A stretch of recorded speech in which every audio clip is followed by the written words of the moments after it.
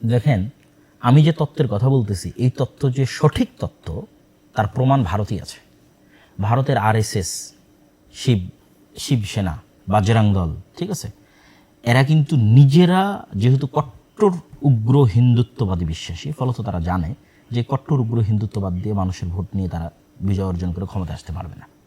তখন আরএসএস, শিবসেনা, বাজরাং তারা কী করেছে, তারা তাদের মডারেট হিন্দুদের দিয়ে আরেকটা নতুন রাজনৈতিক দল তৈরি করেছে, তার নাম বিজেপি।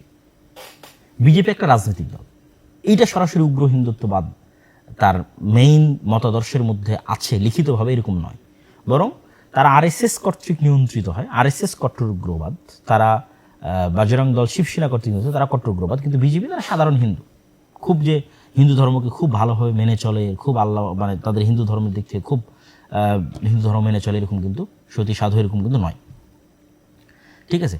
তো সেক্ষেত্রে এই যে জামাত ইসলাম সহ আর যারা ইসলামের নামে রাজনীতি করতেছে, সেটা ইসলামী আন্দোলন বাংলাদেশের চরমনাই হোক, সেইটা জমিয়তে কি যেন ওলামা ইসলাম একটা আছে, আরও অনেক ইসলামের নামে যারা রাজনীতি করতেছে বাংলাদেশে, তাদের সকলের উচিত হবে তারা এরকম সাধারণ জেনারেল শিক্ষিত মুসলমান সন্তানদের দিয়ে একটা রাজনৈতিক দল তৈরি করবে। যেই কাজটা বিএনপি তাদেরকে অতীতে করে দিত, তারা যদি মনে করে যে এখন বিএনপি ছাড়াও তাদের এরকম একটা রাজনৈতিক দলের দরকার আছে, তাহলে এরকম একটা তারা সাধারণ মুসলমানদের এরকম একটা রাজনৈতিক দল তৈরি করবে, যেমন এনসিপি হতে পারে সেই রাজনৈতিক দল, যারা সরাসরি ইসলামী রাষ্ট্র প্রতিষ্ঠার রাজনীতি করবে না, কিন্তু এই দেশের মুসলমানদের, স্বাভাবিক মুসলমানদের যে অধিকার রক্ষার কথা সেটা বলবে, যেমন ওসমান হাদি করত, যেমন আমাদের জুলাইয়ের যে ছেলেমেয়েরা তারা করতেছে।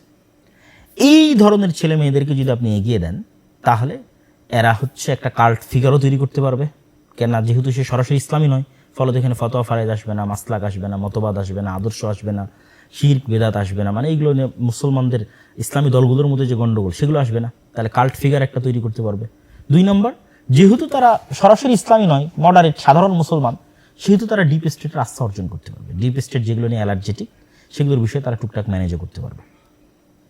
ম্যানেজ করার মাধ্যমে তারা দেখা যাচ্ছে ক্ষমতায় যাবে। এবং আপনারা যে মন্দের ভালোটা চাচ্ছেন, যে মন্দের ভালো নিয়ে আপনারা গত 1 মাস যাবৎ ফেসবুক একদম তোদবাড় করে ফেলেছেন, সেই মন্দের ভালোর একমাত্র সমাধান এইটা।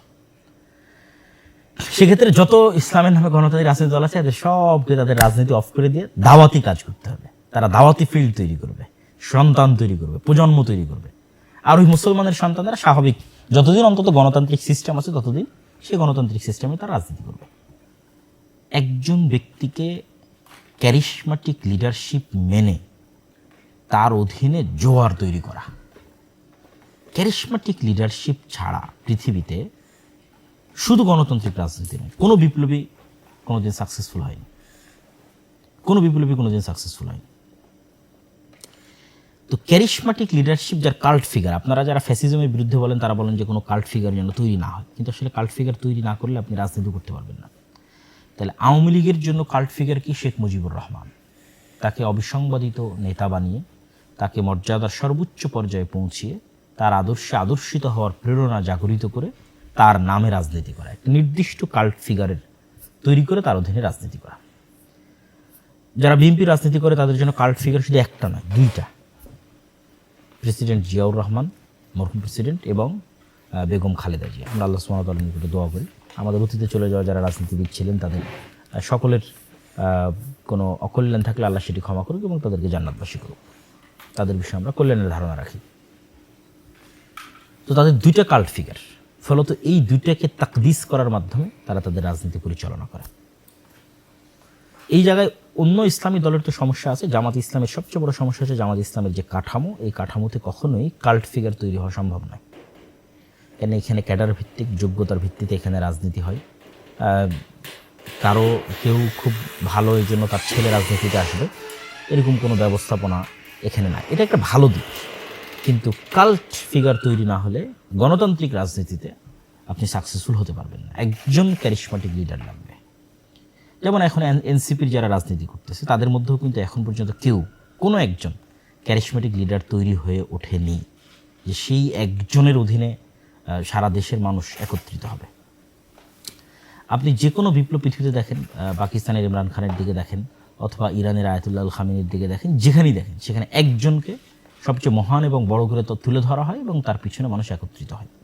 এই জুলাইয়ের যে যেটিকে আপনারা গণ অভ্যুত্থান বলতেছেন, এটি বিপ্লবে পরিণত না হওয়ার সবচেয়ে বড় আরেকটি কারণ হচ্ছে এই জুলাই একক কোনো নেতা ছিল না। যদি একক নেতা থাকতো এবং একক আদর্শে আদর্শিত বিশাল কর্মী বাহিনী থাকতো, তাহলে ওইটা কিন্তু অভ্যুত্থান না হয়ে বিপ্লবে পরিণত হয়ে যেত। এবং আজকে কিন্তু আপনাকে আবার নির্বাচন দেওয়া লাগতো না। যেমন আহমদ আশ-শারা কি নির্বাচন দিচ্ছে, তার অন্তর্বর্তীকালীন সরকারি 5 বছর 6 বছর দেশ পরিচালনা করতেছে। কেন এখানে একক নেতৃত্বের অধীনে সবাই একত্রিত হয়েছে এবং তার প্রতি আস্থা রেখে, ঠিক আছে, তার অধীনে তার আদর্শে আদর্শিত হয়ে একদল কর্মী বাহিনী তৈরি হয়েছে।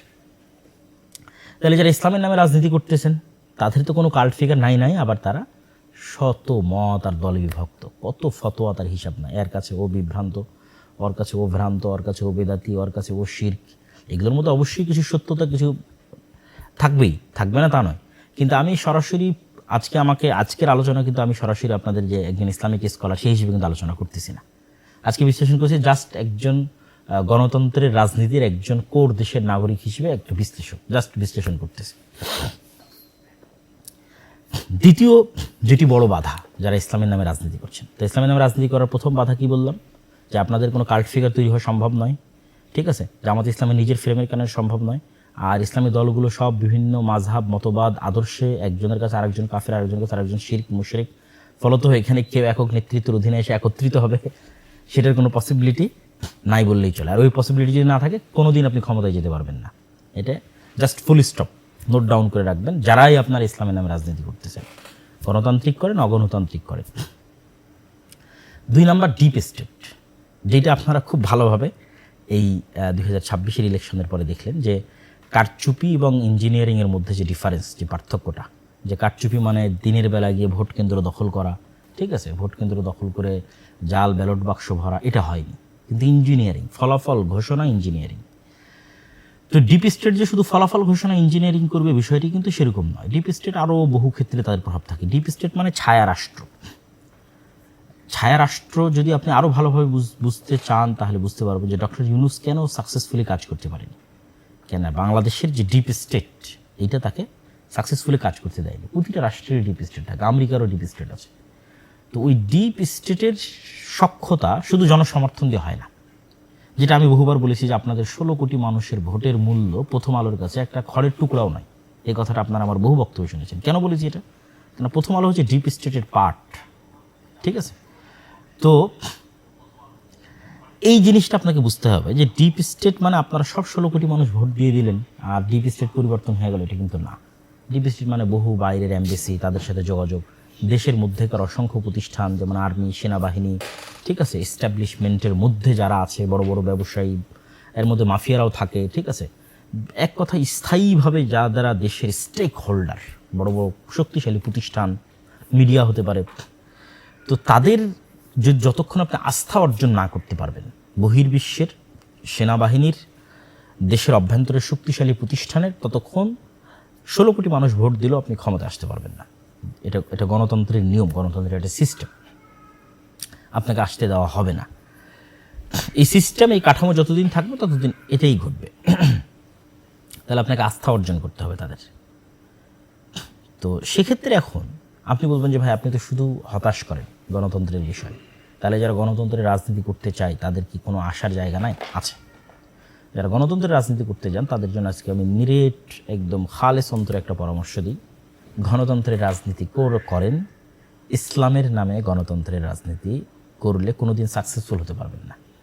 ইসলামকে শুধু দাওয়ার জায়গায় রাখেন, শুধু দাওয়াতের জায়গায় রাখেন, এবার রাজনীতি করেন। আপনি বলবেন তাহলে তো আপনি ইসলামকে রাজনীতি থেকে দূরে করে দেন। দূরে করতেছি না, আপনি তো মুসলমান।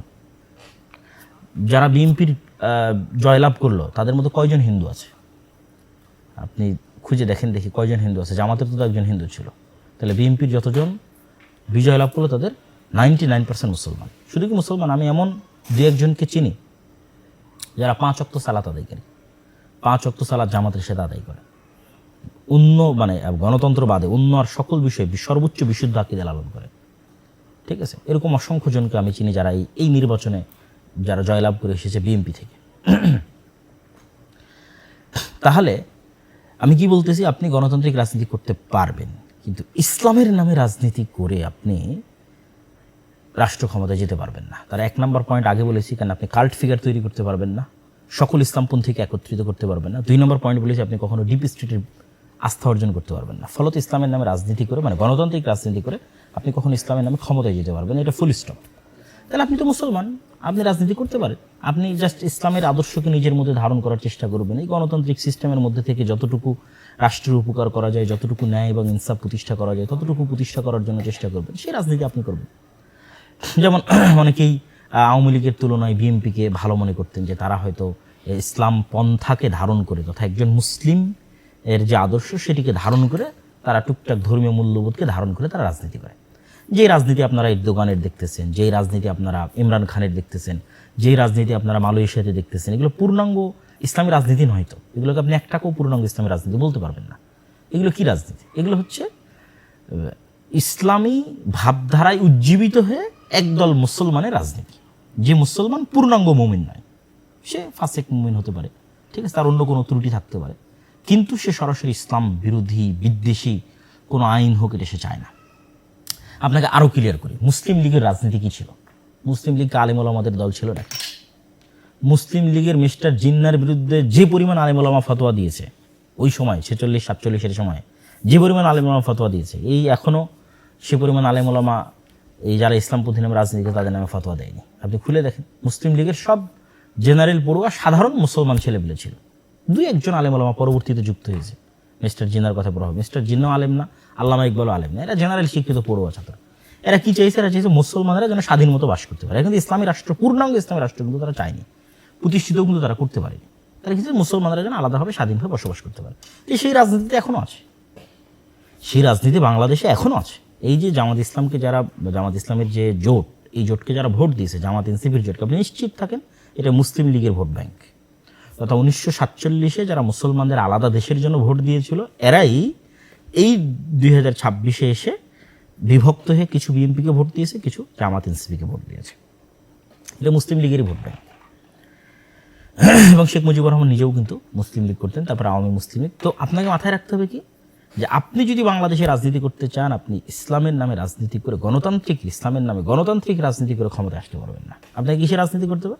মুসলমানদের রাজনীতি করতে হবে। যে একজন মুসলমান, সে ইসলামের বিরুদ্ধে বিদ্বেষী কোনো কথাবার্তা বলবে না, সেই সিস্টেমকে, গণতন্ত্রের এই কুফরি সিস্টেমকে মেনে নিয়েই এর মধ্যে টুকটাক ভালো মানুষকে নিয়ে আসার জন্য চেষ্টা করবে, সেই রাজনীতি করবে। তা বলবেন তাহলে এই রাজনীতি কারা করবে? এটি গেল যারা গণতন্ত্রের মধ্যে দিয়ে ইসলামের রাজনীতি করতে চান তাদের জন্য পরামর্শ। যদি আপনাদের ভালো লাগে আপনারা পরামর্শ গ্রহণ করতে পারেন, আর না হলে আমি যেভাবে ফুল স্টপ দিয়েছি এটা আসলেই ফুল স্টপ।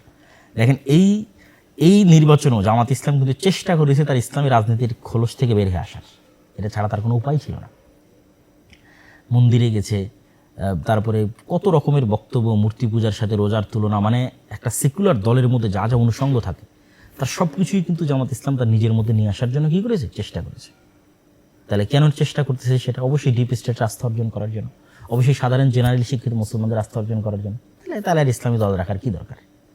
এই কথাটাই আমি বলতেছি, যে এই কাজগুলো যখন আপনি ইসলামের নামে করবেন তখন সেখানে ইসলামও কলুষিত হয়। দেখেন, আমি এবারের নির্বাচনের পূর্বে 2024-এ যে নির্বাচন এবং 2026-এ নির্বাচন, এই দুই নির্বাচনে আমি দেশে ছিলাম। ইতিপূর্বে আর কোনো নির্বাচনে দেশে থাকার সুযোগ হয়নি। 2008-এ যেটা তত্ত্বাবধায়ক সরকার আমলে যে নির্বাচন হয়েছিল তখন দেশে ছিলাম, তখন একটু কম বুঝতাম। এবার এই দুই নির্বাচনে আমি বিভিন্ন নির্বাচনের যে তথ্য কেন্দ্র, বুথ, এগুলোতে আমি ঘোরার চেষ্টা করেছি। বিভিন্ন নির্বাচনী এলাকায় গত 5-10 দিন ঘোরার চেষ্টা করেছি। অসংখ্য যারা এমপি ক্যান্ডিডেট আছে, জামাত ইসলামের, বিএনপির অসংখ্য এমপি ক্যান্ডিডেটদের সাথে সাক্ষাৎ করেছি। আমার অবজারভেশন আপনাকে বলি, ভোট কেন্দ্র স্বাভাবিক একটা মানুষের ঘর থেকে অন্তত যাতায়াত খরচও যদি বলি, তাহলে অন্তত কোথাও 30 টাকার ভাড়ার দূরত্ব, কোথাও 40 টাকার, কোথাও 50 টাকার। যাদের বাড়ি একদম ভোট কেন্দ্রের পাশে তাদেরটা ভিন্ন, কিন্তু স্বাভাবিকভাবেই ভোট কেন্দ্র থেকে যারা মোটামুটি দূরত্বে আছে তাদের 30, 40, 50 টাকা ভাড়ার দূরত্ব। আমি অনেককে জিজ্ঞেস করলাম, ভাই আপনি কীভাবে যাচ্ছেন? তো অটোরিক্সায় যাচ্ছে। অটোরিক্সা কীভাবে পেলেন? তাহলে ওই দলের পক্ষ থেকে অটোরিক্সা দেওয়া আছে, যাতায়াত খরচ, হ্যাঁ যাতায়াত খরচ দেওয়া আছে। তাহলে এই যে বিশাল একটা মানুষকে যারা আপনাকে সাপোর্ট করে তাদেরকে ভোট কেন্দ্রে নিয়ে, আমি অন্য কথা বাদ দিলাম, জাস্ট ভোট কেন্দ্রে নিয়ে যাওয়ার জন্য কেন মানুষ ফ্রিতে ভোট দিতে যাবে? কত কোটি মানুষ ভোট দিয়েছে আপনি দেখেন, দেখি 12 কোটি মানুষের। আমার আব্বা আম্মা জীবনে কোনোদিন ভোট কেন্দ্রে যায়নি, তাহলে এটাকে ফেতনা মনে করে এই ভোট কেন্দ্রে যাওয়াকে। এরকম হাজার হাজার লক্ষ লক্ষ মানুষের যারা জীবনে কোনোদিন ভোট কেন্দ্রে যায়নি, তাহলে মানুষ নিজের খায় নিজের খরচ করে কেন ভোট কেন্দ্রে যাবে? কেউ যাবে না। তাহলে এই যে যত মানুষ ভোট কেন্দ্রে গেছে এদের অধিকাংশ মানুষই, অন্তত আমি গ্রামগঞ্জের লেভেলে বলতেছি, শহরে, ঢাকা শহরের দিকে আমি ছিলাম না, গ্রামগঞ্জের লেভেলে বলছি, তাদেরকে যাতায়াত খরচ দেওয়া হয়েছে, তাদেরকে গাড়ি ভাড়া দেওয়া হয়েছে, তাদের জন্য আলাদা অটো রিজার্ভ করা হয়েছে, সেগুলোতে করে তারা ভোট কেন্দ্রে গেছে। তাহলে একটা নির্বাচনে কি পরিমাণ টাকার লেনদেনের প্রয়োজন হয় একটা নির্বাচনে জয় অর্জনের জন্য, এটা একমাত্র যারা রাজনৈতিক দল করে গণতান্ত্রিক তারাই জানে। আপনি টাকা ছাড়া জনগণকে ভোট কেন্দ্রে নিয়ে যেতে পারবেন না এবং অন্যের তুলনায় বিজয় অর্জন করতে পারবেন না। মানে জাস্ট ভোট গণনা পরে মানে ইঞ্জিনিয়ারিং থামানোর জন্য ডিপ স্টেটের আস্থা হাসানোর পরের কথা বলছে, জাস্ট ভোট আর ভোট কেন্দ্রে যাবে, এটা আপনি টাকা ছাড়া করতে পারবেন না। আল্লাহ আলাম এই ভোটে কত হাজার কোটি টাকা খরচ হয়েছে, 2-3 হাজার কোটি টাকার নিচে অবশ্যই নয়। তাহলে আপনি ইসলামের নামে রাজনীতি করে একটা মানুষকে টাকা দিতে পারবেন? পারবেন না। যদি দেন তাহলে তো আপনার ইসলামী যে আদর্শের কথা বলছেন সত্য ন্যায় সেটা তো থাকলো না, তাই না? আল্লাহ সুবহানাহু ওয়া তাআলা ভালো জানে, যিনি সৈয়দপুর বিমানবন্দরে আটকা পড়েছিলেন তার কাছে সেই অর্থ কী বাবদ ছিল বা কী কারণে ছিল, কিন্তু এটি আলেম ওলামা হোক বা যারা ইসলামের নামে রাজনীতি করুক তাদের জন্য মানুষ হানিকর বা সম্মান হানিকর হয়েছে কিনা? অবশ্যই হয়েছে। তাহলে আপনি নিশ্চিত থাকেন গণতন্ত্রের এই সিস্টেমে আপনি যদি ইসলামের নামে রাজনীতি করতে চান আপনাকে মুনাফিক হয়ে যেতে হবে। এই যে খতিবে বাঙ্গাল জুনায়েদ আল হাবিব সাহেব, আমি কারো নাম নিয়ে বলি না, আজকে তার নাম নিয়ে বললাম, তিনি কি পরিমাণ তার আত্মমর্যাদাকে ভুলুণ্ঠিত করেছেন বিভিন্ন কথা এবং বিভিন্ন বক্তব্যে, সেটা আপনারা খুব ভালোভাবে জানেন।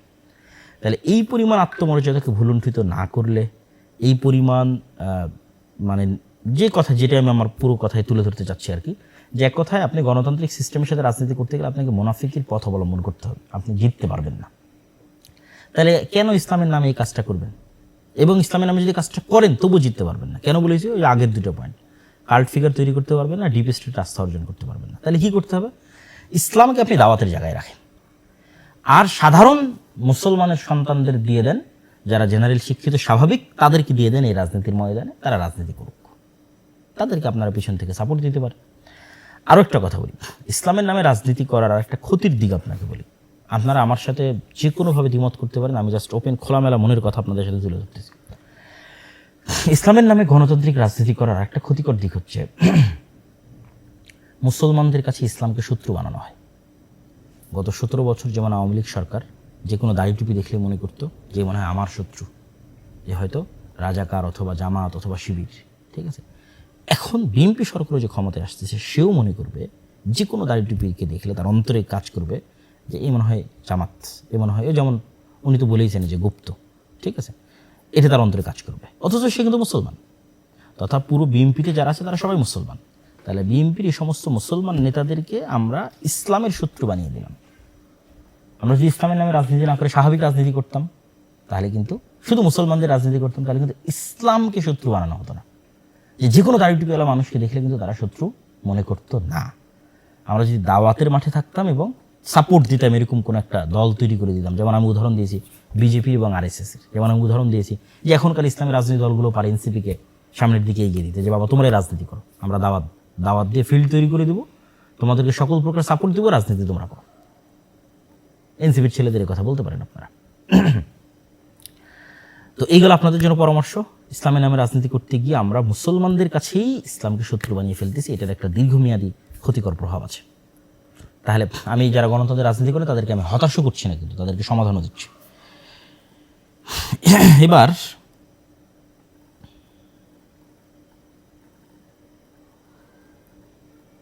এবার যারা গণতন্ত্রের এই রাজনীতিকে পছন্দ করেন না, যেমন তার মধ্যে আমিও একজন, আমিও আমার বহু বক্তব্যে এই গণতান্ত্রিক সিস্টেমের কথা বহুবার তুলে ধরেছি, যেটির মধ্যে দিয়ে ইসলাম প্রতিষ্ঠা করা সম্ভব নয়। আজকে তো আরও বিস্তারিত ব্যাখ্যাসহ আপনাদের কাছে তুলে ধরলাম, এত খোলামেলা আলোচনা আমি অতীতে কখনো করিনি। বিএনপির ভাইদের জন্য আমার কিছু নাসিহা আছে, এবং যারা গণতন্ত্রের বাইরে গিয়ে ইসলাম প্রতিষ্ঠা করতে চান তাদের জন্য নাসিহা আছে। তো যেহেতু এতক্ষণ যেহেতু একটু সরাসরি একদম পলিটিক্যাল আলোচনা করছিলাম, ওই জন্য বিএনপির ভাইদের জন্য নাসিহাতে আমার বক্তব্য শেষ করি। আমি মনে করি যে বিএনপির ভাইরাও তারাও মুসলমান, এবং তাদের সাথে আমাদের আন্তরিক হওয়া উচিত।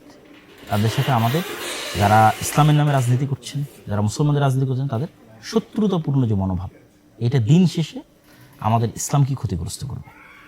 তাহলে কী করা উচিত? সৎ উপদেশ এবং দোয়া। এই কথা আমরা আগেও বলেছি এবং এখনও বলছি।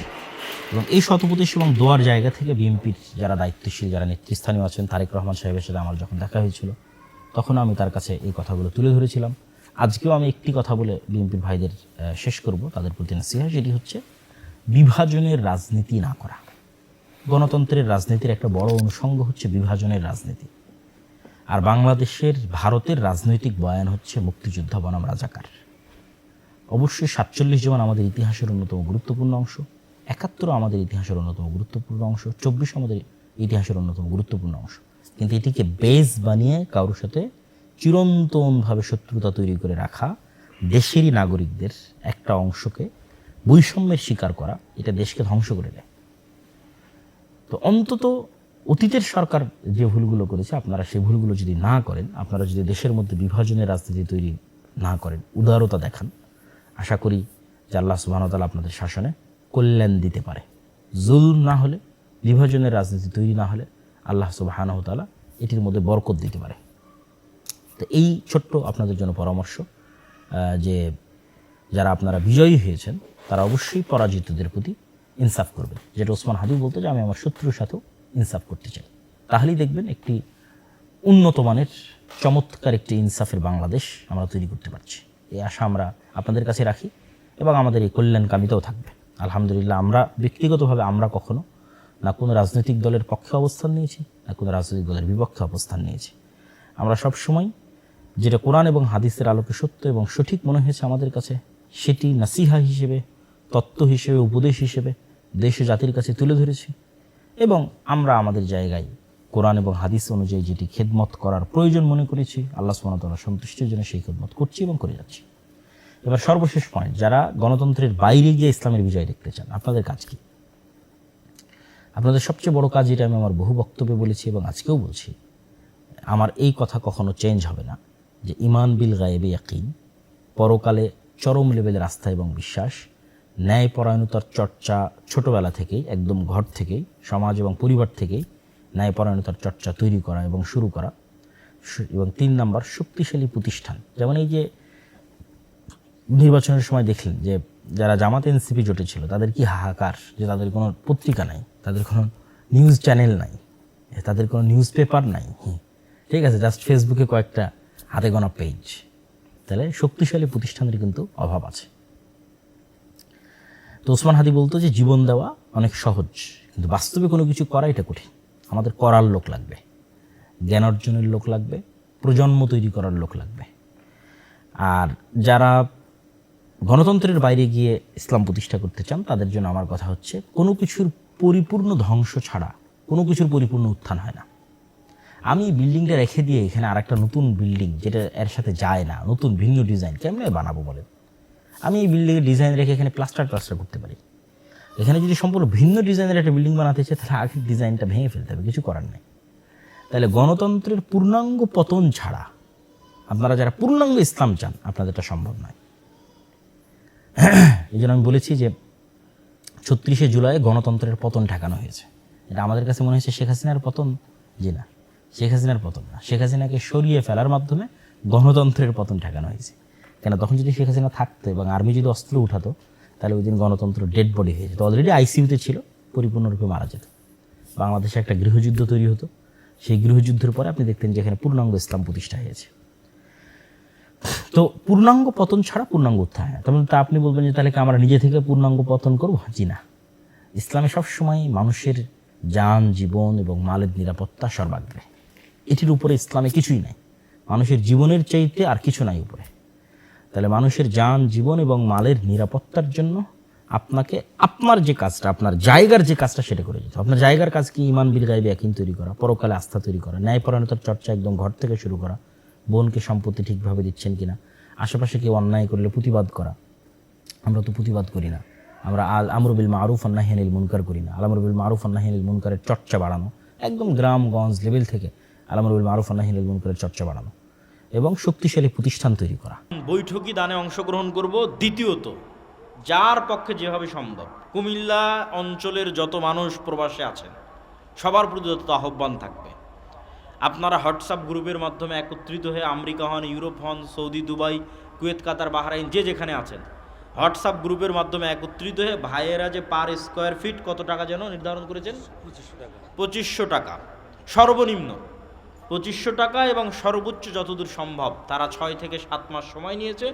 সামনে রমজান আসতেছে, এই রমজানকে সামনে রেখে এই টাকা কুমিল্লার মানুষকে আদায় করতেই হবে, বলেন ইনশাআল্লাহ। এই কুমিল্লার কোটবাড়ির ভাইয়েরা অনেক স্বপ্ন করে মেইন রোডের পাশে জামিয়া সালাফিয়া গড়ার স্বপ্ন দেখেছে। আমরা আমাদের জীবদ্দশায়, শায়েখ আব্দুর রাজ্জাক বিন ইউসুফের জীবদ্দশায় এত দামি জমি কেউ জামিয়া সালাফিয়াকে দেয়নি। কুমিল্লার মানুষ যত দামি দামি জমি জামিয়া সালাফিয়াকে দিয়েছে। আল্লাহ কুমিল্লার মানুষকে কবুল করুক, বলেন আল্লাহুম্মা আমিন। তাই এই বাকি কাজটুকু আর আপনারা অধুরা রাখবেন কেন? তাই কুমিল্লার যে যেখানে আছেন সমগ্র কুমিল্লাবাসীর প্রতি দত্ত আহ্বান, এই 2 কোটি টাকা পূরণ করতেই হবে, বলেন ইনশাআল্লাহ। আর এখন বৈঠকে দানে সবাই একটু অংশগ্রহণ করি। ভাইয়েরা কি যাবেন ভিতরে? লোকজন আছে যাওয়ার মতো? আমরা সবাই যারা স্টেজে আছি তারাও একটু অংশগ্রহণ করি বৈঠকে দানে। কেউ আমরা খালি হাতে যাব না। আর তারপরের জরুরি কথা কি, মাসিক আল ইতিসামের কথা বলেছি, এটা তো নিবেনি। আল্লাহর পথে যাত্রা, যা আলোচনা এবছরে বিভিন্ন বইয়ে বিভিন্ন জায়গায় করেছি। এই সিজনের শুরুতে আলোচনা করেছিলাম, জি বলতেছি, এই সিজনের শুরুতে আলোচনা করেছিলাম ফেরেশতা। 2-1টা বক্তব্য যদি শুনেছেন আমি জানি না, যারা এই মিডিয়াতে আছে তারাও সেই বক্তব্যগুলো ভালোভাবে ধরতে পেরেছিল কিনা। ফেরেশতার ওপর পুরো 1 ঘন্টা 1.5 ঘন্টার বক্তব্য আছে, শয়তানের উপর 1 ঘন্টা 1.5 ঘন্টার বক্তব্য আছে, রূহ নফসের উপর বক্তব্য আছে, সবগুলোই বই থেকেই বলা। জিকিরের উপর আলোচনা আছে দাওয়া সেন্টারের জুমার খুতবায়, ইতিসাম টিভিতেও পাওয়া যেতে পারে।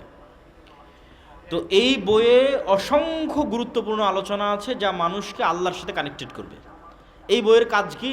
এই বইটা প্রত্যেকটা মসজিদ, মাদ্রাসা, দাওয়া সেন্টার, স্কুল, কলেজ, ইউনিভার্সিটি, যেখানে হালাকা সম্ভব 5 জন 10 জন একত্রিত হয়ে প্রতিদিন 2 পৃষ্ঠা 3 পৃষ্ঠা 1 পৃষ্ঠা অথবা প্রতি সপ্তাহে 2 পৃষ্ঠা 3 পৃষ্ঠা একত্রিত হয়ে বইটা পড়তে হবে। আল্লাহর পথে যাত্রা। এই বইটা তাজকিয়াতুন নফস, আমাদের আত্মাকে পরিশুদ্ধ করে আমরা যে চাচ্ছি যে আমরা একটি ইসলামী বিপ্লব পূর্ণাঙ্গ বাংলাদেশের মাটিতে ঘটাবো। শায়েখ বলে গেলেন সালাফি মানহাজের বাংলাদেশ। তার শুরুটা কি দিয়ে হবে? তার শুরুটা আপনি এই আল্লাহর পথে যাত্রা বই পড়ে এটির উপর আমল করা প্রথম ধাপ। দ্বিতীয় ধাপের আরেকটা বই আসতেছে ইনশাআল্লাহ, এই বছরই সেটি নিয়ে আসার চেষ্টা করতেছি। এই 2টা প্রত্যেক ওই সমস্ত ব্যক্তির জন্য পড়া অপরিহার্য। এই 2টা বই, একটা আল্লাহর পথে যাত্রা আর একটা আসবে এই বছরে, যারা চায় যে তারা পূর্ণাঙ্গ ইসলামের একটা বিজয়ের স্বপ্ন দেখে এবং সেই বিজয়ে অংশগ্রহণ করতে চায়, কি তার কাজ হবে, কি তার দায়িত্ব হবে, এটি নিয়ে বিস্তারিত আলোচনা করা আছে। মাসিক আল ইতিসামের এই মাসের সম্পাদকীয় খুব গুরুত্বপূর্ণ। নির্বাচন কেন্দ্রিক যত গুণা দরকার হয়, শুধু এই প্রবন্ধটা আলাদা করে লিফলেট করে ফ্রি বিতরণ করা দরকার। নির্বাচন কেন্দ্রিক যত গুণা, পারলে পুরো ইতিসাম ফ্রি বিতরণ করবেন, না পারলে শুধু এই সম্পাদকীয়টা আলাদা করে লিফলেট করে সারা বাংলাদেশের এই নির্বাচনের মৌসুমে তারা মানুষের দ্বারে দ্বারে ভোট চেয়ে বেড়াবে। আপনারা মানুষকে জাহান্নাম থেকে বাঁচানোর চেষ্টা করবেন, বলেন আল্লাহুম্মা আমিন। আচ্ছা, আমাদের যত ভলেন্টিয়ার আছে সবাই ভিতরে প্রবেশ করেন। সকলের প্রতি উদাত্ত আহ্বান যে আপনাদের এখন এখানে খাবারের ব্যবস্থা করেছে ভাইয়েরা, তারা তো এখানেই খাবারটা গ্রহণ করবে, তাই না? আপনারা অবশ্যই আমার বক্তব্য শেষ হওয়ার পর সারিবদ্ধভাবে বসবেন। সারিবদ্ধভাবে বসে আপনারা খাবার সুন্নাত অনুযায়ী বিসমিল্লাহ আলহামদুলিল্লাহ বলে খাবার গ্রহণ করে শয়তানকে সুযোগ দেবেন না, হইচই হই হুল্লোড় করবেন না, ঠেলাঠেলি করবেন না। আর শায়েখ আব্দুর রাজ্জাক বিন ইউসুফের কথা বলতেই হয়, যেহেতু উনি এই প্রতিষ্ঠানের মূল উদ্যোক্তা, স্বপ্নদ্রষ্টা। ওনার কিছু কথা স্মরণে রাখবেন। উনি যখনই জামিয়া সালাফের কথা বলে ওনার 2টা কথা সব জায়গায় থাকে। এক, আমার হাতে টাকা নাই, এ কথা সত্য, এখানে প্রতিষ্ঠান গড়বই গড়ব, এ কথা সত্য, বলেন ইনশাআল্লাহ। 2 নম্বর উনি আর একটা কথা বলে, আপনি যদি কিছুই না দিতে পারেন দোয়া করবেন কোথায়? আল্লাহর কাছে। যদি উপরে কবুল হয়ে যায় নিচে কেউ ঠেকাতে পারবে না। তো শায়েখ আব্দুর রাজ্জাক বিন ইউসুফের 2টা কথা যেন আপনাদের স্মরণে রাখে, যে আমরা জামিয়া সালাফের জন্য কিছুই যদি না করতে পারি অন্তত যেন আল্লাহ সুবহানাহু ওয়া তাআলার কাছে দোয়া করি যে আল্লাহ তুমি কুমিল্লার মাটিতে এই জামিয়া সালাফিকে কবুল করো, বলেন আল্লাহুম্মা আমিন। এই বলে আমার সংক্ষিপ্ত বক্তব্য এখানেই শেষ করছি। ভাইয়েরা সারিবদ্ধভাবে বসে খাবার গ্রহণ করবেন। আজকের মতো আপনাদের কাছে